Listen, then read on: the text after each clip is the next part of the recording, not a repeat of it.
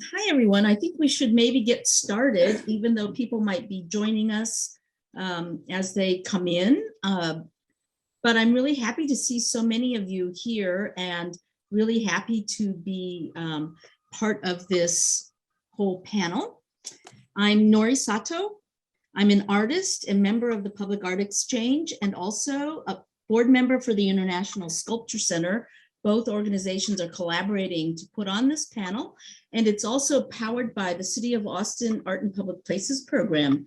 So I want to give a special shout out to those folks. I wanted to kind of give a shout out to Gina from the International Sculpture Center, just so you can see a friendly face from that organization. Hi, Gina. Hi, Nori, and hi, everybody. I'm Gina. I'm the Events Engagement Manager at the International Sculpture Center.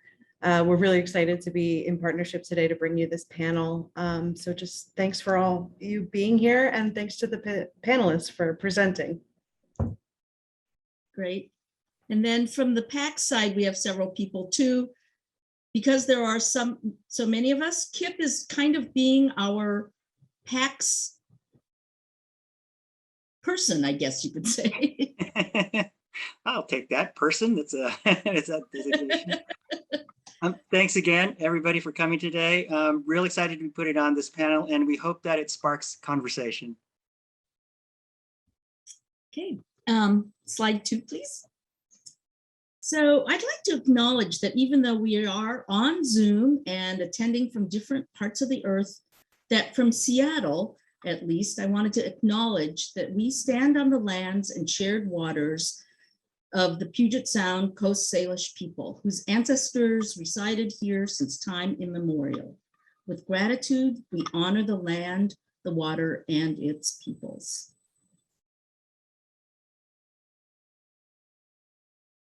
So the premise for this program was set up because there's been a lot of dialogue and interest in this whole idea of fabrication contracts perhaps being held by others rather than the artists themselves.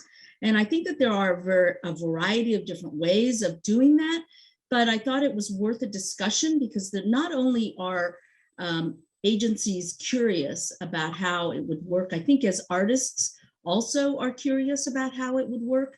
And we thought we would explore some of these, the issues that this mode of working might, might cause, and also to find out whether this seems like a good direction for some projects, not saying that it's a way necessarily for all projects. Slide 3. So I'm hoping that this will be a forum for discussion. So the way we've set up the session is that each of 5 presenters will make a short presentation on their own experience on this particular topic. And then we might have a short discussion among us panelists, but we would mostly like to also hear from each of you, or as many of you as we can fit in, to talk about your own experiences, cautions, questions that you might have about this particular topic. So the presenters in order will be Kurt Kiefer, who is a project manager from Sound Transit in Seattle, Kip Kobayashi, an artist who has worked with Kurt, but also on a variety of different projects, and perhaps with some of you on this in the audience as well. Mary Chu, who's with the San Francisco Arts Commission as a public art manager, and her agency, the Arts Commission in San Francisco, has worked like this with several projects. Jennifer Easton with BART in Oakland, who is working in a kind of different way where the general contractors often manage and select the fabricators. And then I will be commenting also from my point of view as an artist, having worked with both Mary and Jennifer. So let's get started. So we'll start with Kurt. Okay, I'm going to share my screen and see if it works.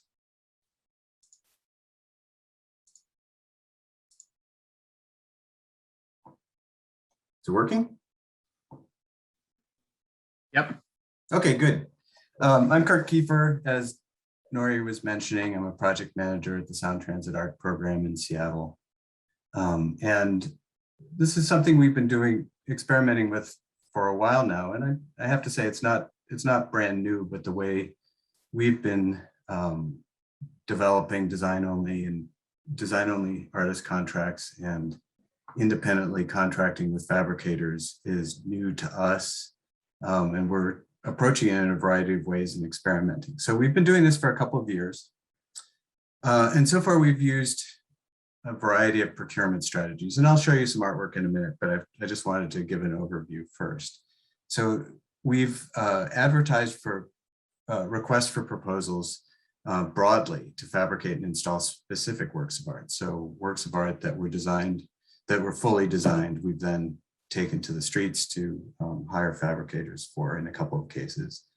But we've also done something, we've issued requests for proposals for what are called on-call contracts. So these are contracts we're using that are based on a larger, more general scope of work and allow us to hire fabricators to do individual small projects or larger projects, but ones that we haven't gone out with a specific design for it during the RFP process. And so right now we have 5 of these contracts in place. We have one for mosaics. We actually have 2 for mosaics. We have one for art glass. We have one for commercial laminated glass. We have one for porcelain enamel and one for 2-dimensional art fabrication. So mostly for things like perforated metal panels. So for the most part, we've been experimenting this way with 2-dimensional artwork. It's a little more challenging with 3-dimensional projects, and I'm happy to talk about that. We have a couple of experiences with that. I'm happy to talk about that later. So there are a couple of reasons why we do this. It allows us to hire artists regardless of their abilities to act as general contractors. I know, as you all know, there aren't all that many artists out there who are operating as general contractors. And sometimes I worry about that on some of our larger construction sites. But this also provides us with a path forward if an artist is incapacitated for various reasons. It also allows us to work with fabricators and installers as Sound Transit would otherwise. So asking fabricators and installers to assume all the standard requirements of a licensed contractor without putting artists in the middle of that process. So we think the benefits of this approach are, a big one is it relieves artists of the pressures of cash flow. This is pretty important. We, as lots of our companion organizations have as a restriction, we can't prepay for any services. So that means that artists have to have a certain amount of available capital to begin doing their work, which is something that not a lot of people have, and it's particularly true for younger artists and artists of color in a lot of communities. It also simplifies insurance compliance. For instance, Sound Transit requires property insurance for the value of the full value of fabrication and installation contracts. And in our experience, it's sometimes difficult for artists who don't maintain large studios to get that kind of property insurance. And last, it also allows us to make very direct contractual relationships between fabricators, installers, and our general contractors. So not putting an artist in the middle of those conversations, which at times can be kind of fraught with peril, or more often not fraught with peril. So I'm going to show you a couple of projects we're developing this way. And I'm going to move my slides here. I'm not going to show you a lot of architectural drawings, but this is these are elevations of a very long, skinny station we're developing in Redmond, Washington, which is the end of the line for our East Link extension of light rail service. And this station has because it's the end of the line, it has essentially a parking place for trains at the end of the day, where trains are deployed at the beginning and end of the service. And it means that there's this very large open space underneath the trackway. And it's a place that that the city of Redmond was a bit anxious about, as you might imagine, a big concrete structure in the air in the middle of your civic center. So we developed a project, and I'm not going to go through the whole thing, but we developed a project where we're deploying a lot of these raised panels. The reason for these panels being raised in the air has to do with traffic flow, it has to do with safety and security, it has to do with all those sorts of things.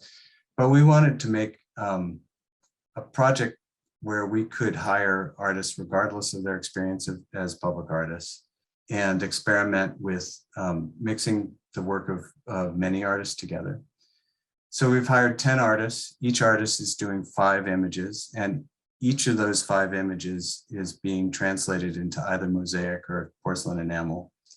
And we've given the artist the option. They could choose mosaic or porcelain enamel based on the 2 fabricators we have under contract to do that with. And I would say that about 2/3 of them have chosen mosaic. So we had this goofy idea at the beginning that, you know, if you remember in the old days of comic book back, there's always an ad for the famous artists school. And if you drew the thing in the box and sent it in with $10, they would send you a certificate and say you were an artist. But as goofy as that is, what we wanted to do to allow for allow us to hire a very wide range of artists, we created this simple format. It's a ratio of 1:2. The panels are 12 feet wide and 6 feet tall. And there are 25 of these stanchions that are double-sided, so 50 images in all. It's a pretty ambitious project. To do this, as I said, we hired 2 fabricators for on-call services. One here is a very new mosaic fabricator in Washington. As I said, we issued open RFP, open requests for proposals that were advertised nationally. And we got a variety of responses back. And the winning proposer was a very small new company called Titan Mosaic. They're located on the east side of the Cascade Mountains in Washington State. That's coincidental, but it's a happy coincidence for us. So Titan, I encourage you to go look at the Titan Mosaic website that explains their whole thing. But they're new to this, and they're experimenting. And so one of the happy accidents of this project is working to develop a new fabricator in the country. So one of the artists we selected was a guy named Kenji Stoll, who lives in Tacoma, Washington, who developed a series of images based on oni, sort of Japanese representations of Japanese temple guardians. And we asked him to be our guinea pig. We've worked with Kenji before, and we asked him, because of the way his images were developed, if he would be our experimental case for Titan Mosaic to begin their work. And in this process, this is where they learned both what they needed to know, the things they knew what they knew, but they didn't know what they didn't know. And in the process of developing Kenji's work, they learned what they didn't know and have improved their processes. And we've learned what we didn't expect. And when we ask artists to take a leap of faith and have a mosaic fabricator make their work. This is the range of pieces here. And then this is work by another artist named Cable Griffiths. And you can see this is an unorthodox way of making mosaics, and it's an interesting one. It's a unique and non-traditional way of doing things, but it's been a really good experience, and we're excited about it. And then the second thing I wanted to show is a project with Hank Willis Thomas for our Judkins Park Station. And there are 2 pieces here. These are the long story is that the station is very close to a park called Jimi Hendrix Park, and it's within about a mile of where Jimi Hendrix grew up. Jimi Hendrix grew up in Seattle in the 50s. And Hank had access to the Jimi Hendrix archives. And he's created two pieces. The first is this one on the eastern side of the station. And it's based on a magazine cover from the late 60s. And I always forget which magazine. Here it is in real life. And what we did, Hank was open to letting us do an open RFP for fabrication and installation. And we had just a couple of requirements. The images had to be reproduced in a way that read photographically. And the material finish needed to be goldish or bronzish. It wanted it to have that sort of richness. So this piece was made by a company in Vancouver, Canada called Keith Panel Systems. And I'm not going to talk about their process too much because Kip will in a few minutes. But it's an example of another artist taking a leap of faith and allowing us to put a request for proposals out on the street and arrive at a happy result. And then the second project, and the last thing I'll show, is Hank's other piece. And this is an image of Jimi Hendrix as a teenager that's blown up to a very large scale using porcelain enamel. And in this case, we also issued an RFP for porcelain enamel fabrication services. And as many of you know, there aren't many porcelain enamel fabricators in the US. The winning bidder in this case is another regional company called Windsor Fireform. And here are Hank's assistants reviewing samples. And it's been a very happy experience. We made provisions in that RFP for a certain number of visits by the artist and back and forth to ensure that the colors were correct and the image was correct. And we're getting ready to install this pretty soon. The colors are not great on the screen here, but in any case, this is something we've had successes with. We can talk about the pluses and minuses for the agency, but I think that for the artists we've been working with, this has been quite successful. So who am I passing it on to, Nori? Kip, I think. Passing it on to Kip. Kip, okay, I'll stop sharing.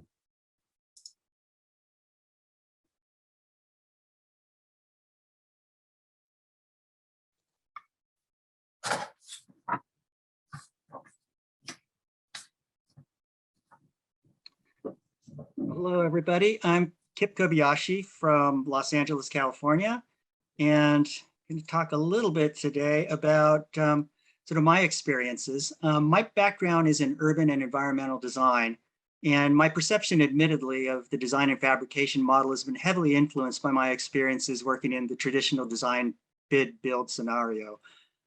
In those projects, success or lack thereof is largely dependent upon the selection process. I actually think of the contractors, as I'm sure you all know.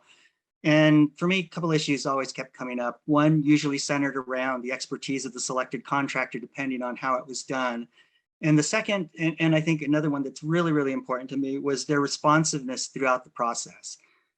There's always a tendency, depending on who the contractor's hired by, who they'll take direction from. And in design projects, that often became a problem.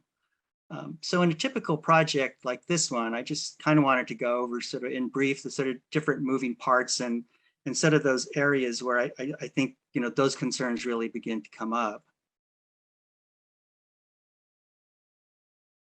And in a project like this, for me, it starts with the structure. And I actually had to go through 3 structural engineers for this project because I had to find somebody who not only understood the nuances of the support structure structurally, but aesthetically as well. And it just took a little bit of a process of give and take and trial and error in order to find the right person to do that.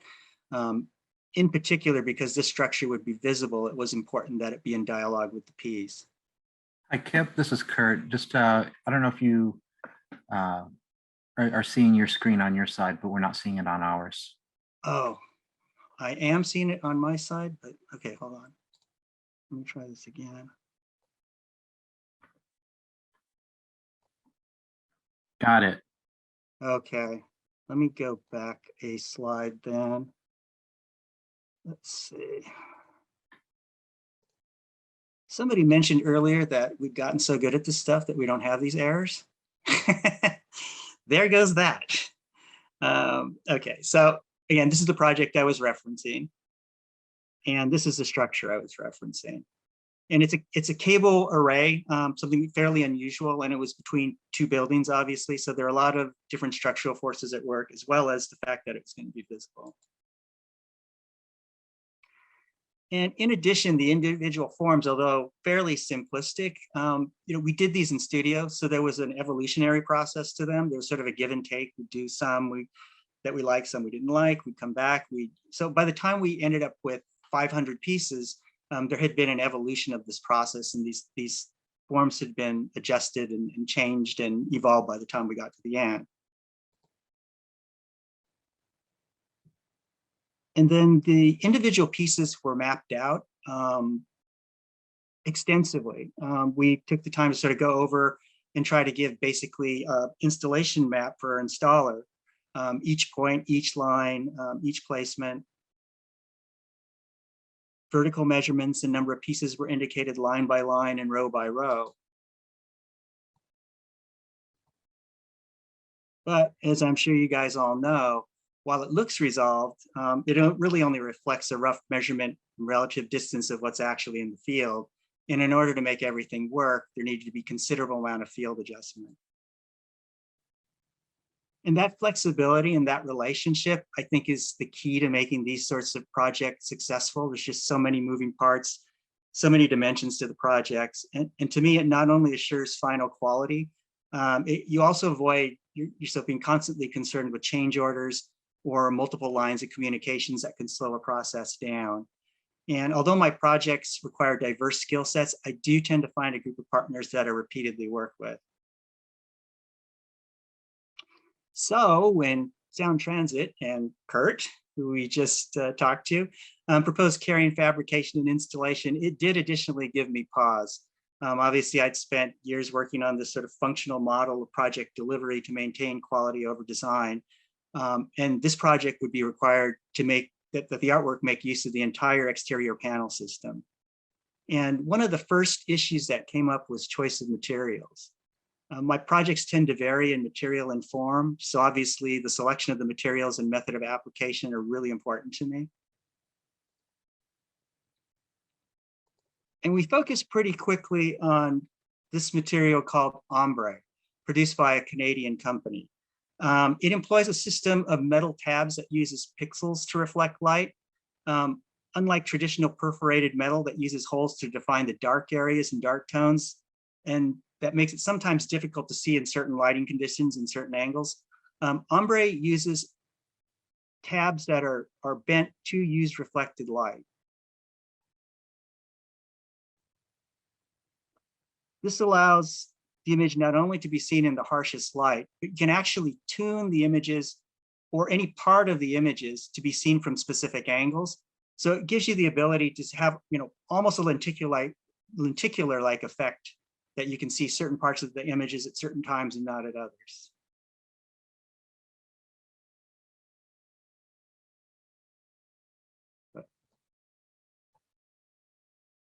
So this project requires 9,000 square foot of exterior metal panels. So the scope was massive, and it clearly implied that the work would be perceived as part of the building, and in turn that the artist would be responsible for the project to the same extent that a licensed architect would. In addition, the building design was already pretty far along, so we'd need to work within design parameters that had already been established, and we also needed to conform to Buy America guidelines. So our first thought was to work with the general contractor and the sub that they were working with, but we quickly determined that this type of graphic system was not going to be within their capabilities, which threatened to completely change the concept of the artwork. So Kurt began looking at multiple scenarios that might allow the artwork to be built as designed. And what we came up with was a hybrid approach that would allow the contract for the panels to be with me, while the installation would be in the hands of the general contractor. I would deliver the artwork panels as owner furnished fixtures. And in this way, I actually got to sort of have the best of both worlds. I could have oversight over the artwork, but I wouldn't have to carry the liability issues.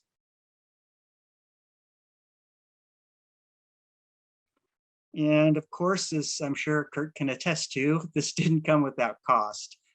Coordination between the artwork panels and the building systems has proved to be challenging. Separation of work was sometimes not clear, making it at times difficult to assign responsibilities for certain tasks or certain pickup items. Issues such as making sure that the facility was ready to accept the panels with proper structure and attachments, and allowing for space for equipment and signage is an ongoing process that's going to likely continue through installation. But we're excited to say that the artwork is due to begin installation in the spring. The Ombre panels allow imagery to appear and disappear as one moves around in sequences differently depending on how one approaches the time of day. And this is a mock-up generated by Ombre for design approval. And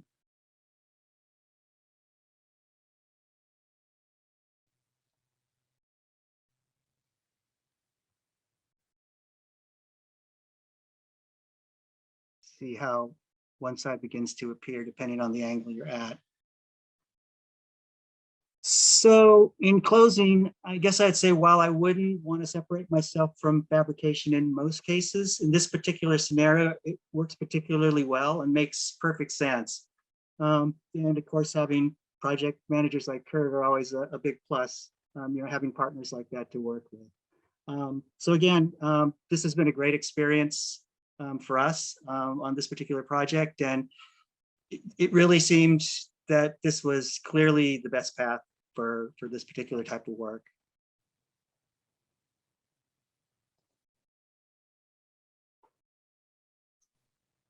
And ready to pass it along. All right, the baton is now passed to Mary Chu from San Francisco. Hi, everyone. My name is Mary Chu, and I am the Senior Program Manager for Public Art at the San Francisco Arts Commission. We acknowledge that we occupy traditional and unceded Ramaytush Ohlone land, and that our work should support and uplift contemporary Indigenous voices and help reclaim space for Native culture. So I really appreciate the conversation that we're having here today, and the ability to learn from other agencies and artists as to the variety of different ways that we can manage these types of projects. I really appreciate for your hearing from Kurt, the ways to encourage the development of local fabricators. We found that local fabricators are diminishing as time goes by, and really like to help support them. So thinking about ways in which we can provide opportunities with these as needed contracts and kind of grouping opportunities is inspiring. And Kip, the piece that you're showing looks amazing. This ombre, I have to go look up this ombre effect and see how we can use that in our city. So let me share my screen here. Let's see.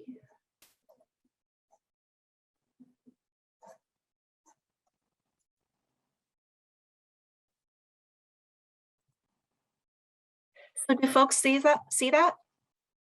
Okay, great. So I wanted to present on two projects today that highlight two different scenarios for fabrication. One is a project that I'm working on with Nori, and it's where the Arts Commission is contracting directly with the fabricator through a sole source process. And the other project is a completed project where the fabrication was done through a general contractor, and the lessons that I've learned as a project manager on how to do that better next time. So this first project with Nori is an artwork for the Southeast Wastewater Treatment Plant in San Francisco, which treats nearly 80% of the wastewater for the city of San Francisco. So you can see on the right here that this is a layout of the plant. It occupies many city blocks in San Francisco. And they are undergoing significant improvements to upgrade all the equipment at the site and also to diminish the smell and the odors that are coming from the plant. This area is light industrial. You can see up top here, but there's also people living literally right across the street from this plant. So this work is a long time coming. So we've identified as the opportunity the street facing facade of the Headworks building. And the Headworks building is circled in blue here that you can see. So it's one corner of the plant. And these are the existing conditions. The images on the left show the existing conditions. This Headworks facility is what it's called. This is where all the wastewater first enters into the plant, and then where it begins the process of removing all the solids and the grits and the other debris. And so the intention of the artwork is to really transform this industrial facade into a more welcoming neighborhood. Just south of this plant is a neighborhood of the Bayview neighborhood, which is very, it's residential, and there's a lot of commercial activity. So since Nori will be presenting later on this, I will leave it to her to kind of talk about her concept. But I just want to say that Nori, this is her overall design, and you can see it's about 300 feet long, 30 feet high. And she was selected through a panel process and developed a design with a specific fabricator in mind, Zahner, which is based out of Kansas City. And Zahner does a lot of architectural type facades and has worked with artists very successfully. So as a fabrication and delivery of the artwork is integral to the functioning of this site, you can see that this is the wall of the actual plant. The Arts Commission determined that for her to fabricate this piece was beyond a reasonable amount of liability for the artist to take on. Because it requires the functioning of the plant for it to be there. So we decided we were considering different ways of contracting for this work.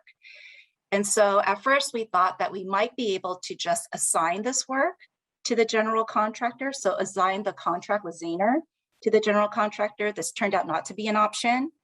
Our next step was to consider a sole source. So in San Francisco, we can sole source if we provide sufficient documentation that demonstrates that only one supplier can provide that good or service.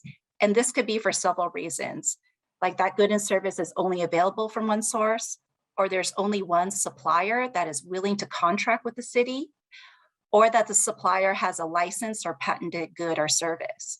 So in researching Zahner's product, we discovered that there is part of the system, and I'll show it here, of her artwork.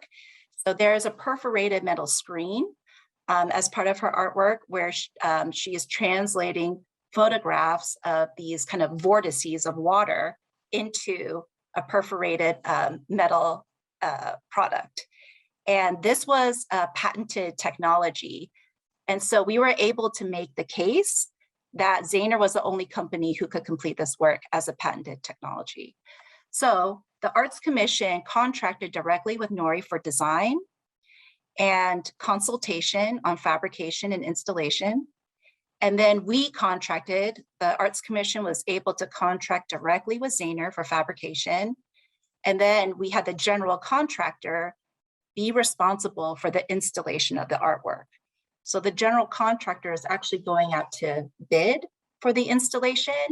And we are really encouraging Zahner to apply so that they can be the installer as well as a fabricator, because the benefits are multiple if that is the case. So I think the advantages of this type of relationship is that, or this type of way of dividing up the work, is that it relieves the artist of the responsibility of managing a very significant fabrication contract, and then also being responsible for the timely delivery of an artwork, which is really required for this facility to function. I would say, maybe, I don't know if I would call this a disadvantage, but it is definitely more work on the commissioning agency to go through the process of sole source. So in terms of capacity, I think that's something really important to think about when agencies are taking on this work. The next project I wanted to review is, this is Garfield Pool, which is located in the Mission District in San Francisco. And we had determined that the opportunity for this project would be the curtain glass wall of the pool. So you can see that there's this large facade, which is curtain glass. And so 2 points about the opportunity. We always look for opportunities to increase the diversity of artists in our collection.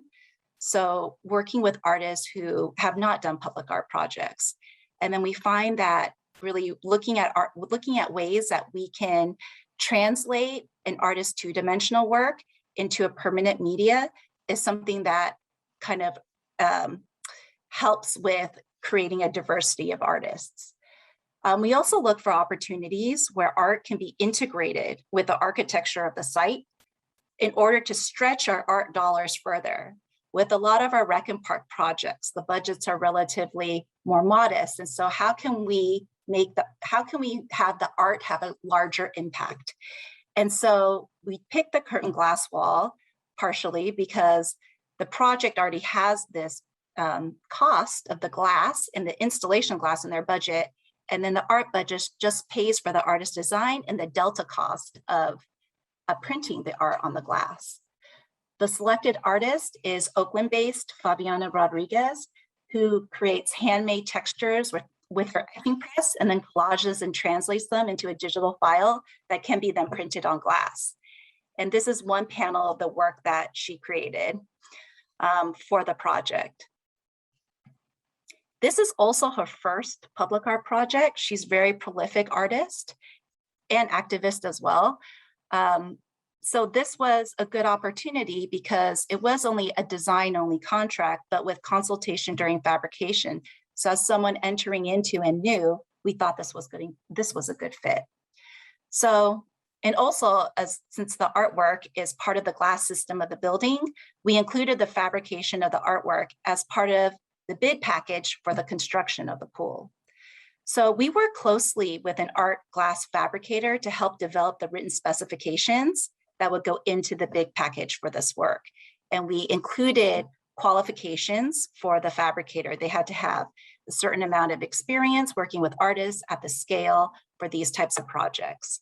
And unfortunately, the fabricator that was selected, we found did not have the experience that we had hoped in order to execute the project. And this came out during the samples that we received for the project. So I'm just showing you a couple of those samples. And the samples from the artist, from the fabricator that didn't have the experience required are on the right-hand side of the screen. And so you can see that there is kind of blurry edges. Things are not lining up right. There's something that's going on with the printing. And this is ceramic ink on glass. So there's something happening with the printing of the ink on glass. And we went through several iterations of samples. We even had the artist go down to Los Angeles. And I went down to Los Angeles myself to meet with them, to talk with them about the process, how we can make it work better.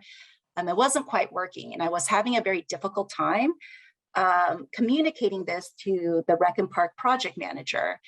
What I finally did upon some advice is I got samples of the artwork from the fabricator that we felt could confidently execute the project and showed it to them.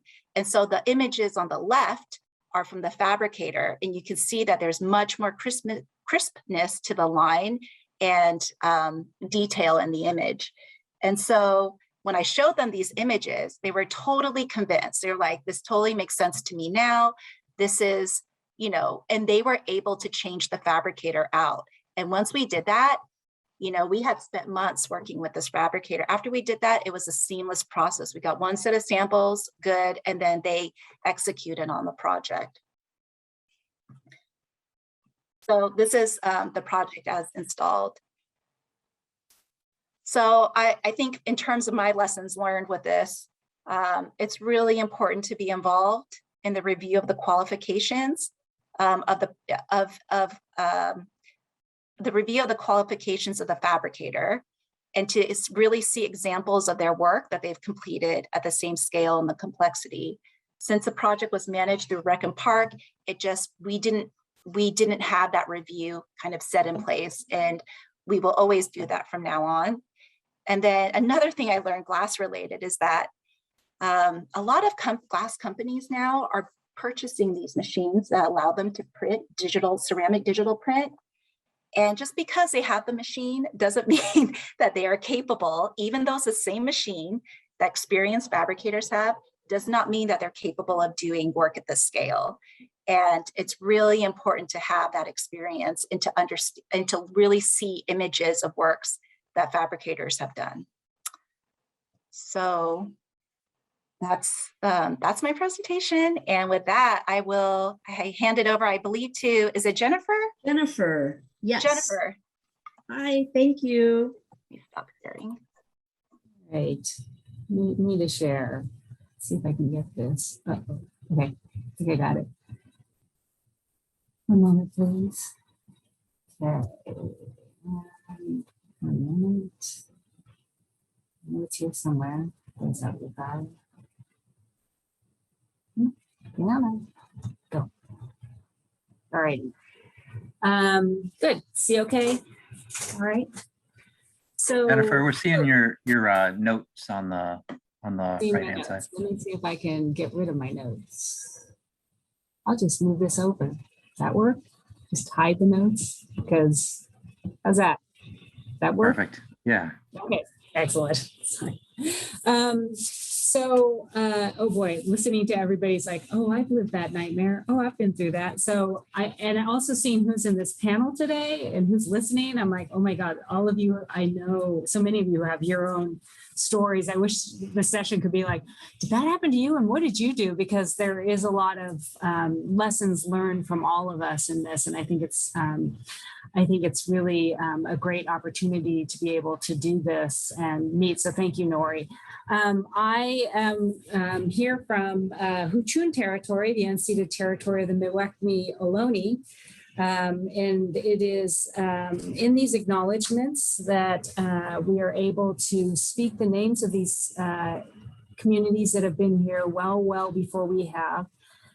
Recognize their ancestral and ongoing stewardship of this land and how we recognize and incorporate these values and efforts into our own work. So I'd just like to take a moment to recognize that. Sorry, I'm having a little issue with my, now that I've done this, let me see if I can do it this way. Yes, all right. So today I'm going to go through a couple of case studies that I hope will give you some context to when fabrication by others happens and is selected or required for our projects, and some of the issues and outcomes and mitigations that have resulted. What I hope you'll hear from myself and others is that if this is what's happening in a project you're working on, that there are things that you will want to understand, steps you'll want to take, that you can ensure that the quality outcome of your project occurs. And this is both on the project manager side and on the artist side. So, and then above all, the need to be flexible and collaborative and sometimes very insistent on the quality and outcome of a project. So for BART, and many of these issues are related to who is contracting the work. So what happens in New York can be very different than what happens in Austin or California. But in California, there are laws here locally and federally that might be very different. And for us, there are constraints on a number of things, some of which you've already heard. For us, a person or an organization can't develop the parameters of a project and then bid on the fabrication or implementation of that work. And that has been interpreted on my side to include artists can't design something and then go to fabrication on it unless it's signaled well early on and incorporated into the RFQ process. So there are some interpretive steps there that we have to be careful of.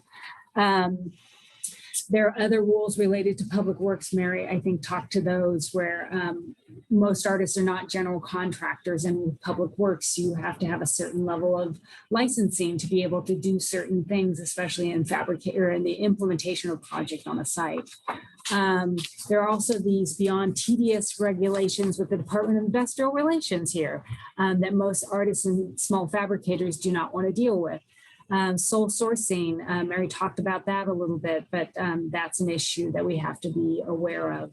And finally, there's an issue of how and what art is integrated into. And again, you saw that in the wastewater treatment plant that Mary spoke to, and I'll talk about in a couple of my projects, because of the high, especially for transit, the high levels of material quality, strength, resilience, that are required. And so to put that burden onto an artist is, again, disproportionate with often the budget, their own licensing, their own insurance requirements.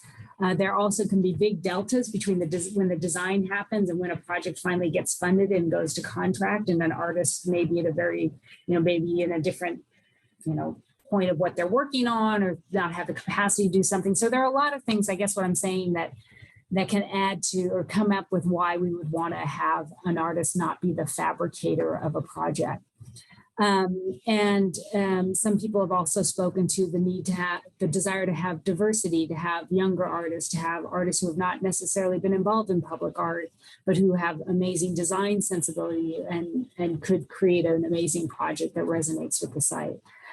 So with these canopies, which you're looking at, and those of you on the call who might be familiar with Market Street in San Francisco, we'll be placing approximately 25 of these between the Embarcadero and the Civic Center, which is only about 1.5 miles long.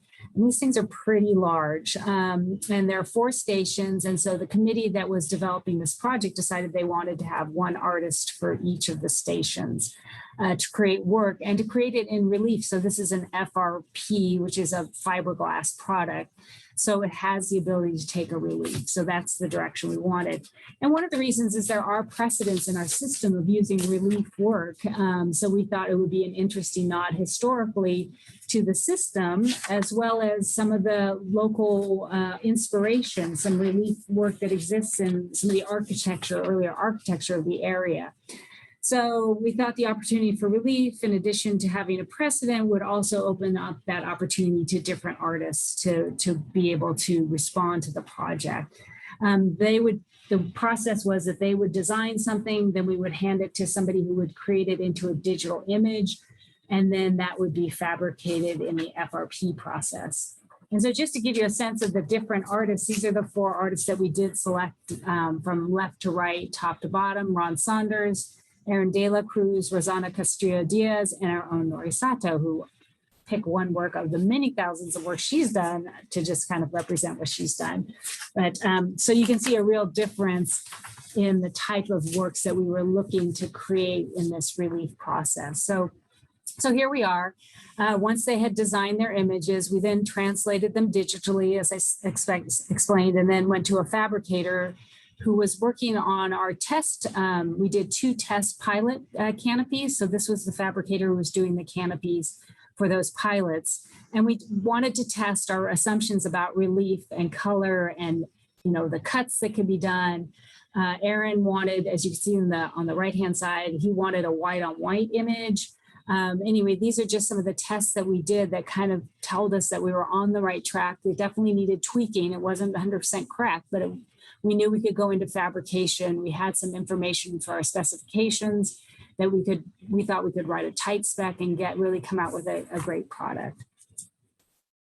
And then they selected a different fabricator. And again, this is one of the things, because we couldn't sole source this one because there are other, we couldn't find somebody who had what Mary was talking about, like a market cornered patented process, that we got a different fabricator.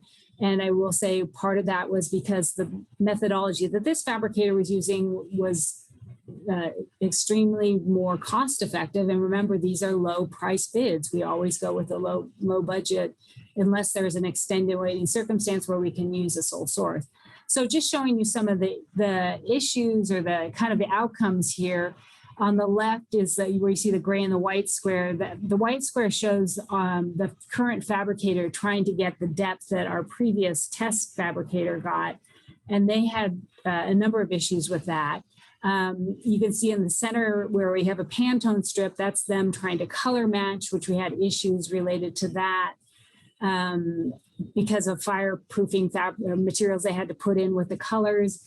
And then the panel on the right is the actual final panel where you can see there's very little relief in the image. So, that's part of the challenge is that we don't, once we get into a project and they're saying, well, we can't do this, but we can do that, as long as it aligns to a contract, we don't always have the ability to back out. And so when I say sometimes there's a lot of give and take on this, it's like, is this, and our artists were really great. And, Noria will speak to her process and what's still going on. But I think it's just one of those, as I mentioned in the beginning, at what point is it not okay? And I think there are decision points along the way, but the artists to this point have said, no, I think this still represents our vision. It's not the relief we thought we would get, but it still represents what we thought we'd see in the project as the overall outcome. And this is just some of the QA, QC. You can see that those dots and they have these little overflows. I will say the Fabricator has been, this is the first art project they've ever done, which is was a little compelling. One of the things we didn't put in these specs, and which Mary alluded to, was having done art projects. And the specs were mostly written by the architect who was very versed in like the FRP process, but not necessarily, not as much the QA, QC and how you might get those art elements in. So just, lessons learned for us. But they have been very willing to work with us and get the quality of the paint and things like that. And the preciseness of the line, some of the things that the artists were really focused on. It's like, well, if we can't have that, then we absolutely have to have this. Sorry, wrong direction. And then this is just showing, and again, Nori will speak more to her piece, but these are some of the samples on the left. You can really see the depth of the relief we were able to get in the first process, and that kind of where we've ended up in the second process.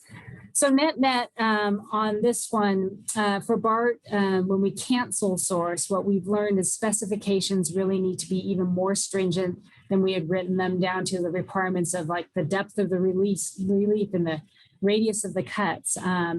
Just because you create a match sample, that does not mean the subcontractor always has to match it to be in compliance with the contract. So this is something else. It's like, Mary showed a great example of, you're not achieving a quality product, so where does the line fall between, meeting the specs and quality is an ongoing dialogue and challenge in all of this.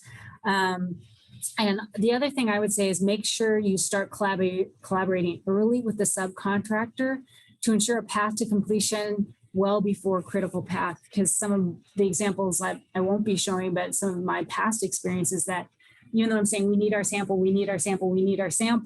they're like, yeah. And then all of a sudden, the critical path, we need it. And then, then it's like, we're not getting the quality. So we're having to say, do we want to pull this out of the project because we're at the point where they're not meeting the needs of the project, the needs of the design, and there's no time left without charging tens and hundreds of $1,000s to projects because they haven't done the samples back when you needed them. So here's another example just to give you a kind of idea of some of the amusements. So the picture in the top left, the large rectangle, is the match sample. And in this example, again, the fabricator was selected by the sub to the GC. Our suspicion is this was sent overseas, so the match samples did not even go with it. So they just sent back a bunch of, here's yellow, and here's golden yellow, and pick one. And so again, this is more along the lines of what Mary dealt with. We're just like, this is not even close. So we were actually able to get them to change fabricators. And so we are on a much closer path. But that I would say as a rule of thumb, the more information and specifications. So in this instance, the artist said, here's the match sample, but she didn't have like a Pantone or a CMYK or anything like that. She just said, no, they should be able to match it. We ultimately got really close, but I would say if you're in a situation where you're doing that, where you're handing over your designs to somebody else and you don't have control and of who's going to be fabricating, the more information you can provide, that's really critical to getting a project more where you want to see it. And then here's my final project. Again, this is a glass project. And there are two different elements at play here, but just a note on specifications and reviewing the entirety of your project. So the slide on the right, these are two different projects in two different stations, both light box projects though. And what you can see, excuse me, here is the one on the bottom really took into consideration the light box itself when it was developing the specs. And some of this I walked into before I started here and I'm playing catch up on, and the one on the top didn't think about that light box situation. So you can actually see the lights coming through. So now we're having to adjust the specifications, which is adding more money to the project. And then the slide on the left, the two Oaklands, the one on the left is actually it's a ceramic frit process that was in the specifications, which totally didn't go with the needs of the project. So what I would say here is test your fabrication, test it against your whole hold it up to the light, hold it up to the light box, wherever you think it's going to be. I think that situation and knowing that before you finalize all your specifications and your materials and your colors and all that sort of stuff. So, my mantra now is test, notate, and integrate. So I want to thank everybody for your time, and I'm handing it off to Nori. Me. Hi, everyone. We are really running up against the clock. So I'm just going to probably cut short my presentation a little bit, partly because as a lot of the things have been addressed by people, but as an artist who has been working in these modes, I think there are a couple of things that I wanted to bring up. First, I guess we can go to the next slide.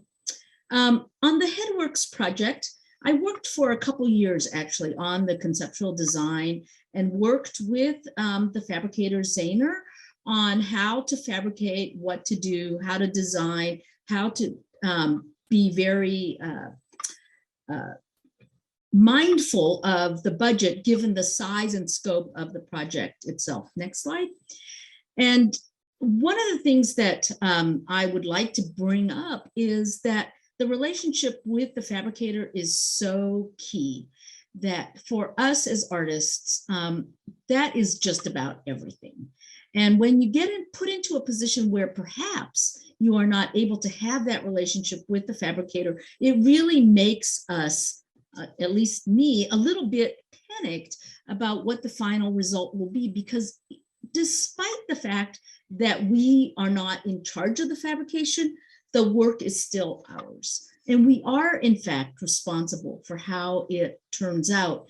It isn't the agency, it isn't the fabricator that really ultimately is the final arbiter of how it turns out. And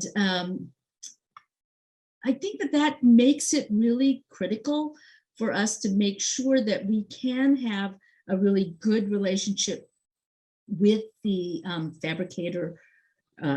And so the sole source scenario that I worked with Mary Chu on for the Headworks project, next slide, turned out to be very critical because, next slide, I was able to carry the design contract and work with the fabricator all the way through to the mock-up stage. And once we did the mock-up, I was able to have confidence that it was going to be of a certain quality that I wanted. And even though we made adjustments after the mock-up was done, at least I felt as an artist comfortable that I was going to get very much what I had envisioned. And initially, I have to say, however, as an artist who is relatively experienced in public art, when Mary brought up the option of taking on the fabrication contract, I kind of thought, really, don't you have confidence in my abilities to be able to do that? But then when I was really thinking about it, I thought, God, that really takes so much burden off of me. I no longer have to invoice. I don't have the liability. I don't have to worry about if there's costs implications that go further down the road, that let's say material costs go up, I don't have to worry about that. Poor Mary, she's going to be dealing with that.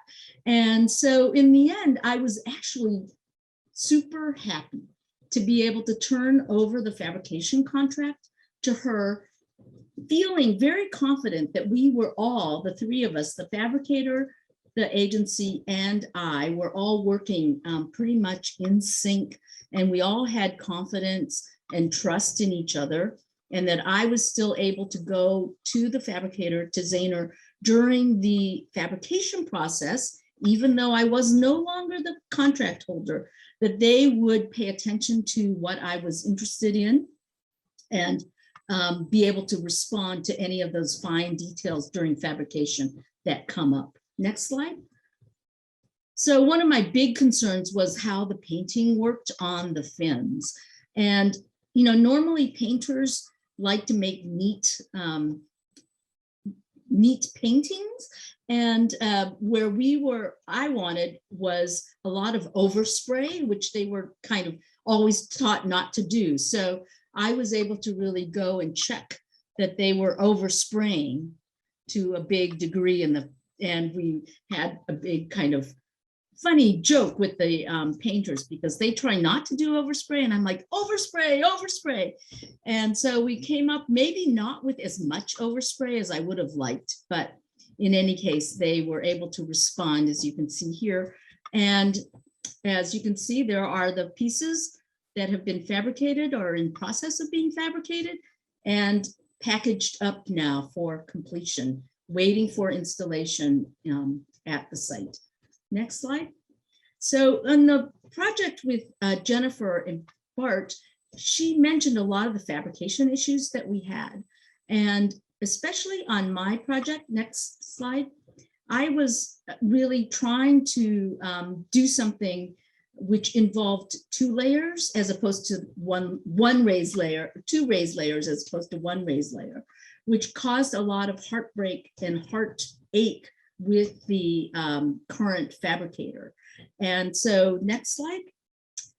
One of the things that we discovered in the process was that it's really important for me also to be able to work with the fabricator and help solve some of the fabrication problems.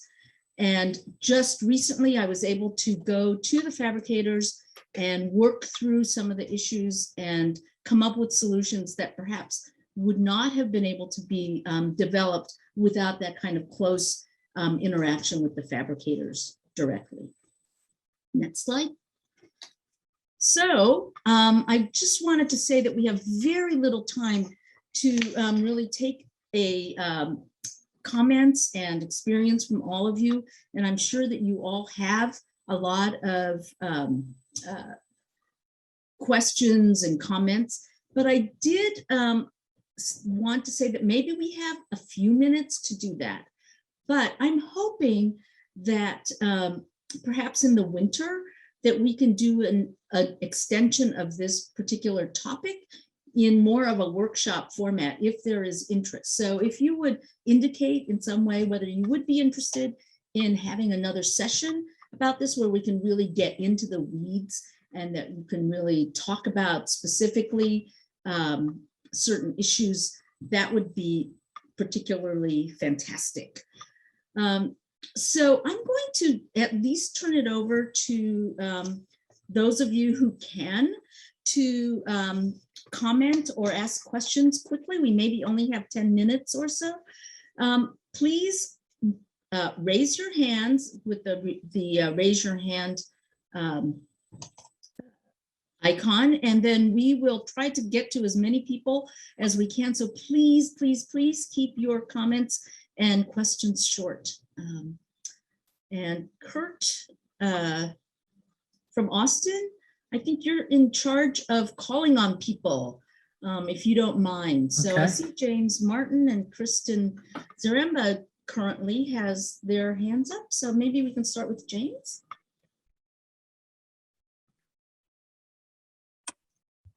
All right, thanks very much. I'm the public art administrator for the city of Kansas City, Missouri. been in the position 2 years and was working independently, managing artist selection processes for public art around the Kansas City area prior to that. So my question's for Kurt Kiefer. With the panels that were set up, it sounded like you put out an RFP for artists. Is that accurate? We did. We put an RFP. Well, I'm trying to remember, actually. That may have been a project we selected through our roster. So we have a every 3-year RFP to assemble a roster. And then the fabrication RFQ was a separate issue. Okay. Yeah, I may contact you offline because Sure. I have a pretty steep learning curve for this. So thanks very much. Sure. Kristen? Hi, everyone. Thanks so much for this. Those of you that know me know that this is kind of my ongoing challenges. Another California-based program. I run the program in Oakland, California, where we do have to meet a lot of these or deal with a lot of these restrictions on licensed contractors doing work on site, et cetera. So when I hear these really important, valuable conversations, but also hearing what Nori was speaking to about, or concerned about the end product, right? Looking like what you want it to be. I would love to see how we could capture some of this to, I know you're recording today, to make it available to all of the programs and program administrators who are like one-person programs like myself, where we know what we would like to do, but we do not have that capacity internally. And as Mary, you were speaking to working with the project manager and your parks department who didn't quite understand what the challenge was, like, what are the ways that we can communicate some of this to our colleagues in the other city departments who are not really thinking about making a quality public art project?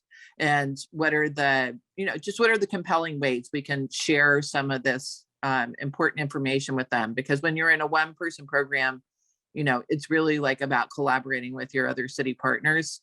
And also, frankly, I think even if we are just limiting artists to design contracts, that allowing them to see, behind the curtain about what some of these issues are helps them to think about how they approach their design, right? So just, wanted to say a couple of those things. So it's not really a question, but thank you so much for all of the work that you all are doing.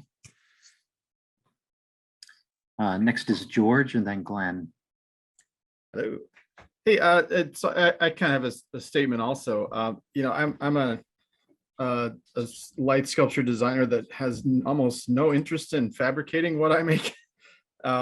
It's just, I know there's a whole crop of, street artists, muralists, people that would translate really, really well to other forms of, some of those reliefs or other sculptural methods that they're really daunted by the whole process. I mean, it's people with great creativity that have no interest in being, general contractors and managing all that. They have no concept of how to get it to where it would need to go for some of those. And some of the, some of the calls are like, here's 16 pages of contractual obligations you need just to fill out the form to apply, or you need to be a vendor, and it's all these other things. And it's just really overwhelming for a lot of people that I think could be really great in public art that get overlooked because it's just too much for them to, it's somebody who's got really great design skills that could do really well. It's just too much for them to get into. And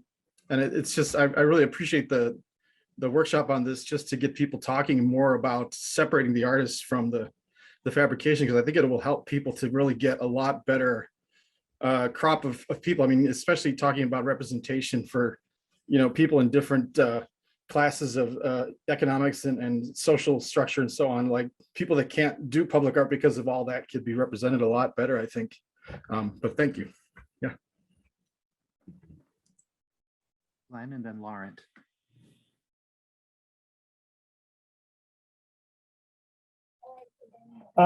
So I come at it from completely different opposite direction from y'all.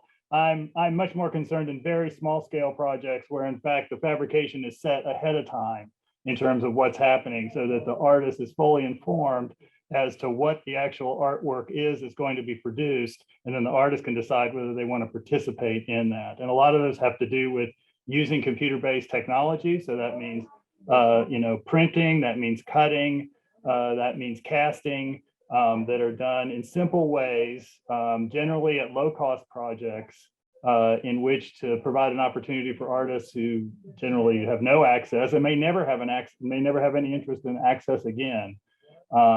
But I think it is a totally different discussion, because also what it does is it puts, say, me as the arts administrator in a very creative position, basically taking work away from the creative artists and putting it in the arms of the administrator. Because once you're in that position of saying, this is how the artwork's going into the place, this is how the artwork is made, you are definitely making a substantial decision, and which I think is a worthwhile discussion, which is totally separate in a way from the kind of contracting issues and procedural methods that you're talking about here today.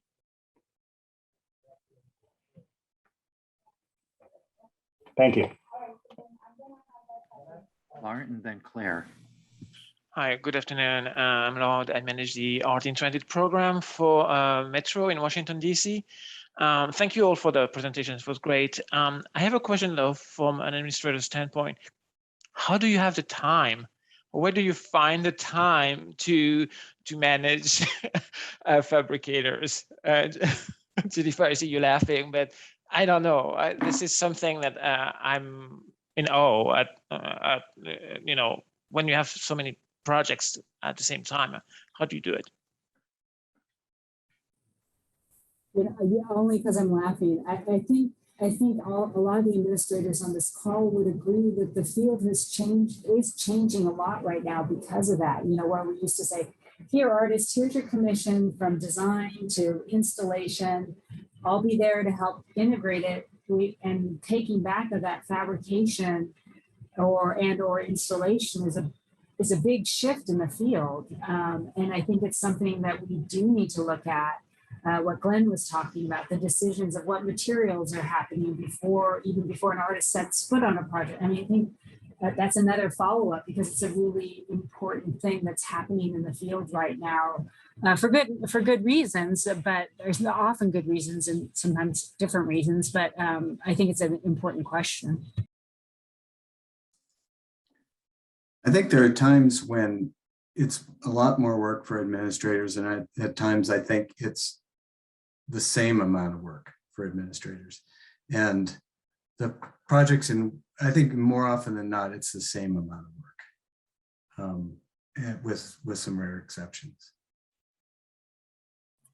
Yeah, just to add to that very quickly, I can think of an example right now where we're working on 3 projects with artists at the same time who happen to be using the same glass fabricator to fabricate the artwork. And as I'm thinking about how we can manage our projects differently for efficiency, I'm almost thinking it might have been easier for the Arts Commission to contract directly with this one fabricator than it is for 3 artists to be subcontracting, that every time there's changes, if there's changes to the scope, having to modify these 3 separate contracts versus one is a very time-consuming process. So, just thinking about efficiencies, if we are working with the same fabricator across different projects. Okay, well, thank you. Claire, and then Letitia from the chat, and then Kevin. All right. Hi, everybody. This was so interesting. And I just kind of, more of a comment really, but just kind of really fascinated by all the different approaches that some are finding the fabricator, and then, the artist is selected after that. And then in Nuri's case, she came with a fabricator, and then Arts Commission was able to make a case for keeping that fabricator on through a sole source because they happen to have this patented technology. And I just would love to have a deeper dive into this in a workshop format.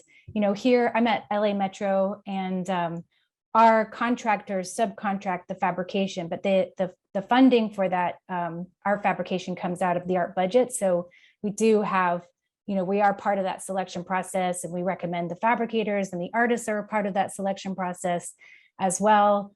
And we kind of review it throughout, but then also thinking about what Jennifer's saying, there's like only a limit to how far you can go with the contract, in terms of quality, that they're still being compliant. So I just wanted to thank everybody for this great conversation that I feel like we could keep talking for a whole day on. This is Kurt. I'm going to read Letitia's question from the chat. Question for the group. Does your agency compensate fabricators for providing samples during the fabricator bid RFP process? We do, yeah. It's in the scope of work. It's in the RFP process, or it's after a fabricator has been contracted? Kurt? Is it in the scope of work is it part of your procurement process, or is it part of the scope of work once a fabricator is identified and contracted? It's in the scope of work that's advertised in the RFP, and then it becomes a contract document later on. So it's always present. And what we've learned, one thing we've learned is we want in the next RFPs we'll be issuing, we'll be asking for more samples. So you can almost not ask for enough samples. Yeah. I agree. Yeah. But you're not asking for samples as part of the RFP, or request for proposal process. I think that maybe Letitia, is that your question? If you're getting I'm asking for the bidding process. Yeah, in the bidding process, are they providing samples? And we don't do that. I don't know if you can. You could. Yeah. Metro, LA Metro. I should say I'm with LA Metro. Yeah. We did that for an RFP process where we basically had a two-part process. So one was review of qualifications and past work. If they passed that, then we asked them to provide samples, and we paid them for providing those samples. And then we did another review for the final selection.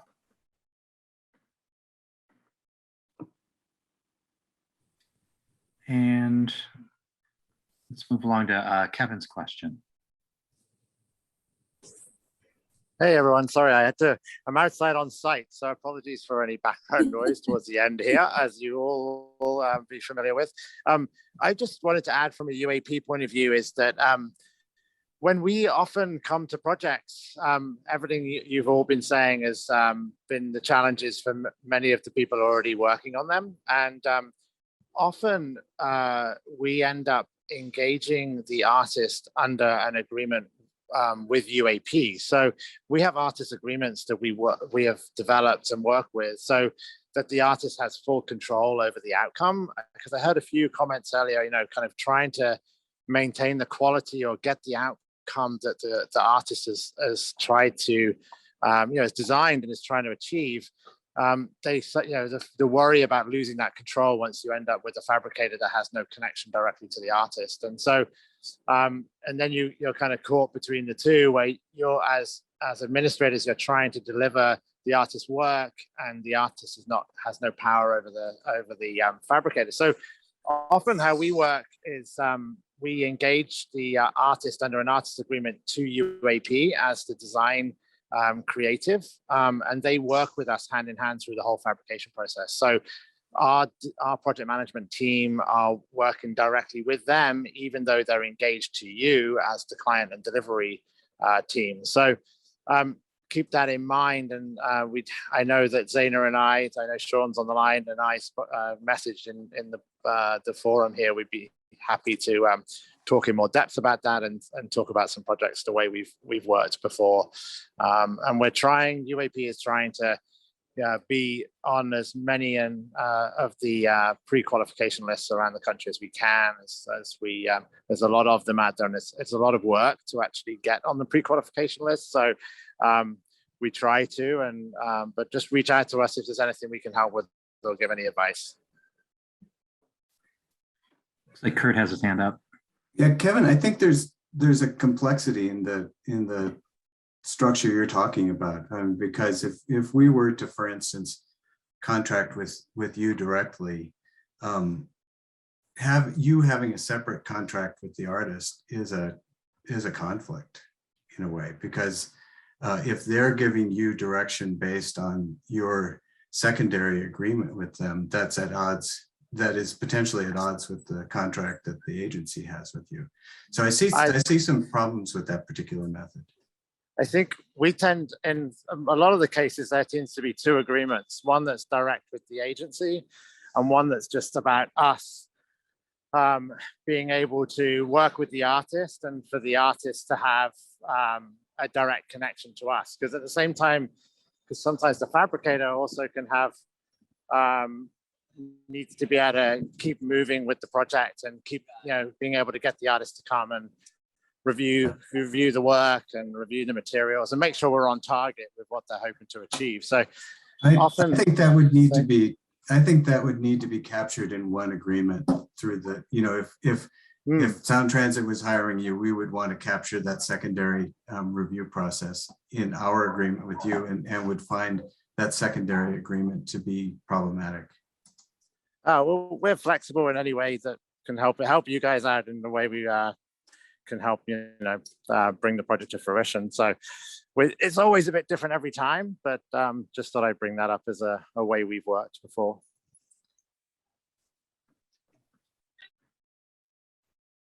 I'm sorry to say that our time is up, and this is a super interesting topic, and I know that there's a lot of interest in it, and I really think that we didn't hear from enough artists, but we will at some point be able to encourage that. So I'm seeing from the chat that there's quite a bit of interest in some follow-up session. One, I don't know how many, maybe in a different format, a workshop format, or another type of presentation format. So I think that what we'll do is we'll look into doing some more on this, maybe after the holidays are over. And we'll look forward to including some of you others in the process and on the panels and in the workshops as well. So I really want to thank everyone. And Kurt, could you just put up the last slide, which just gives a bit of contact information for everyone in case anyone is interested in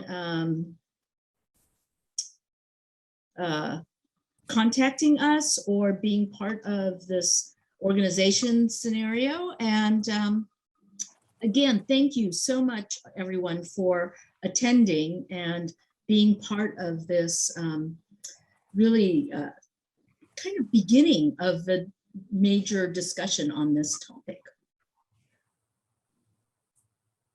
Thank you. Thanks, everyone. Thanks, everyone. Thank you. Great conversation. Yes, thank you very much. Thank you.